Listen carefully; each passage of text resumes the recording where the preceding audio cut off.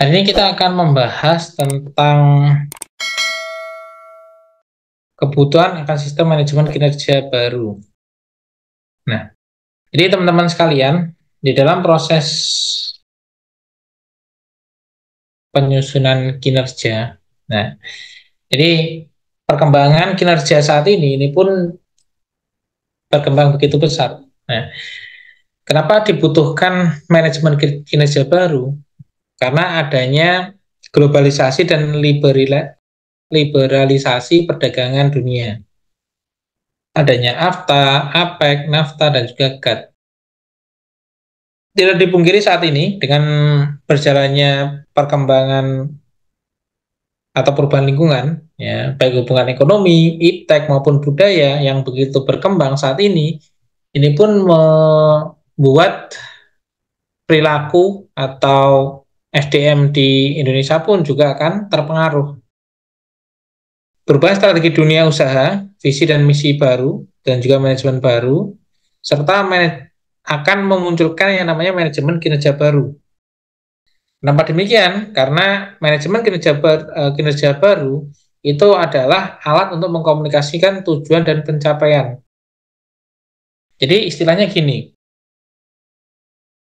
perusahaan membuat kendaraan ya, yang canggih, yang baik, yang membuat idealnya itu membuat perusahaan itu menjadi lebih berkembang. Ya. Tetapi yang menjalankan manusianya, orangnya, SDM-nya, itu yang menjalankan tidak bisa menyesuaikan diri. Apa yang terjadi? Itu akan membuat perusahaan itu ya jalannya sama. Contohnya gini, kita yang biasanya pakai Avanza, terus disuruh menaiki Ferrari. Apa yang terjadi? Ketika kita tidak terbiasa dengan kecepatan 200 km per jam, nah, itu pun kita akan tetap 80-60 km per jam saja. Jadi jalannya sama dengan kita menaiki Avanza dengan menaiki Ferrari tersebut. Nah, sehingga dibutuhkan manajemen yang baik untuk mengkomunikasikan tujuan dan pencapaian untuk menjalankan apa yang diharapkan oleh perusahaan. Yang kedua adalah menjamin bahwa perusahaan menggunakan sumber daya secara efisien.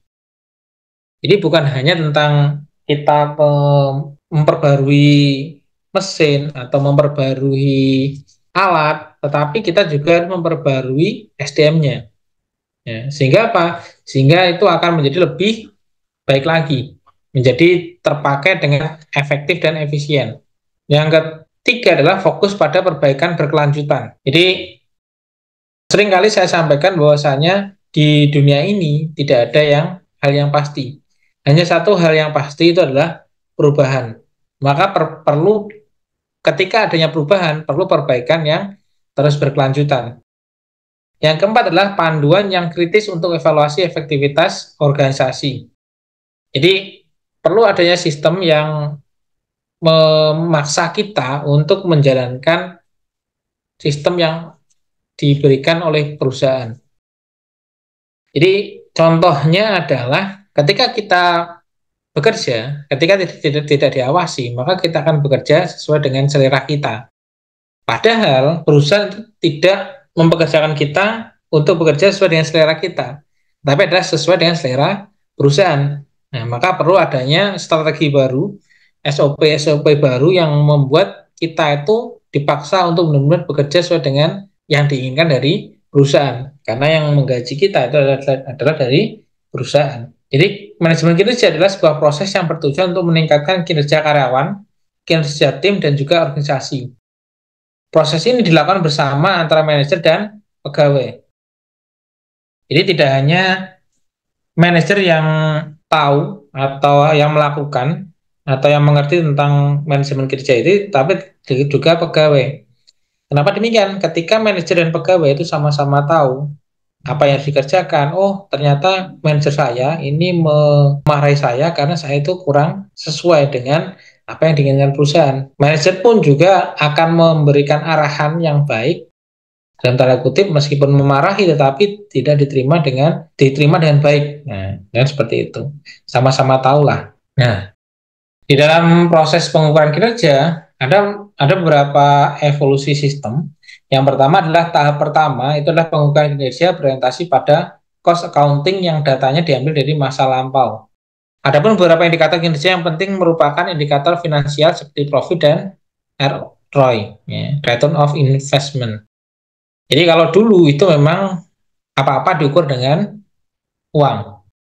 Tetapi berkembang di tahap kedua adalah pengukuran kinerja yang terintegrasi yang mampu memperbaiki kelemahan dari pengukuran kinerja tradisional, yaitu pendekatan finansial dan juga non finansial. Jadi saat ini pun ini bukan merupakan bukan hanya tentang dinilai dengan uang. Ya, teman-teman pasti menyadari bahwasanya ketika kita bekerja itu bukan hanya tentang uang, tapi apa yang dikerjakan, bagaimana suasana kantor, bagaimana perlakuan atasan kepada bawahan, bagaimana suasana kerja di kantor, itu pun juga menjadi tolak ukur teman-teman bertahan di satu perusahaan atau tidak. Di samping dengan gaji yang cukup. Tapi hal yang lain itu adalah tentang suasana dan juga kinerja tadi. Ya. Sehingga apa? Sehingga ketika kita nyaman dengan suasana dan juga teman kerja yang enjoy, maka kita akan bekerja sesuai dengan arahan dari perusahaan. Contoh dalam kinerja itu adalah seperti ini, ya. Adanya input, proses, dan juga output. Contohnya adalah the cow as a system. Ya. Jadi sapi itu adalah sebagai sistemnya. Inputnya adalah rumput dan juga air. Nah, harapannya outputnya adalah susu. Kalau di universitas atau di sekolahan, ya, itu pun sama. Ya. Inputnya adalah fakultas, siswa, gedung, buku, komputer, uang masuk, terus universitas sebagai sistemnya, adanya kelas, adanya pembelajaran, adanya tes, adanya ekstrakurikuler, dan lain sebagainya, lalu menjadikan sebuah output, yaitu adalah lulus dan juga masuk ke dunia bisnis atau menjadi karyawan. Dari pendekatan input proses ini pun kita pun juga bisa mengukur dari kinerjanya. Jadi ketika inputnya fakultasnya bagus, muridnya bagus, gedungnya bagus, bukunya lengkap, maka ketika proses pembelajaran itu akan menjadi lebih mudah.